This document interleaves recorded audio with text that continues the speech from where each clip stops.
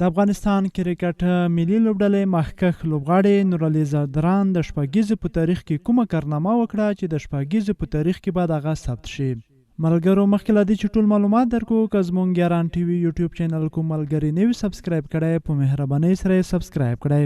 د شپږیزې کرکټ لیګ په 4مه لوبه کې چې د چهارشنبې په سهار د اکتوبر په 9مه نیټه د بند امیر خمرانو او میس عینک اتلانو ترمنځ ترسره شوه. د میس عینک اوبنرانو د دوهمې سترې ملګرتیا بنسټ کېښود. دې لوبه کې د میس عینک لوبډل مشر محمد نبي اساخیل ټاس وګټه او لومړی توپوهنه غوره کړه. نورعلي ځدران او رحمان الله ګربز پیل ته راښکته شول. دواړو تر اوږده وخته ولاړو او نیمه سلیزې ووهلې. رحمان الله ګربز په 40 توپونو 55 منډې وکړې چې 15 شپږیزې او 2 څلوریزې ووهلې.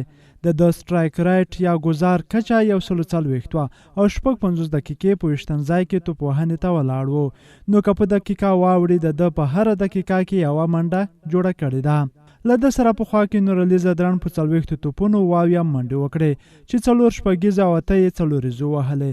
نورعلي ځدران 16 ته د دقیقې توپوهنې ته ولاړ و او سټرایک ریټ 192.50 و. دوی دواړو د میس عینک لپاره 144 منډې ملګرتیا وکړه او لومړی ترې رحمان الله ګربز د مجیب الرحمن په توپ کیچ شو. وروسته نورعلي ځدران د بطن شاه په توپ کیچ آوټ شو. له دې وړاندې په 2014 میلادي کال کې د بند امیر لوبډلې اوپنر حضرت الله عزازي او عمران جنت د بوس لوبډلې پر وړاندې 149 منډې ملګرتیا کړې وه او دوهمه ملګرتیا بیا د میس عینک د اوپنرانو شوه. میس عینک د 4 لوبغاړو په سوځېدو سره 192 منډې وکړې او بند امیر خمرانو ته 193 منډې هدف ورکړ.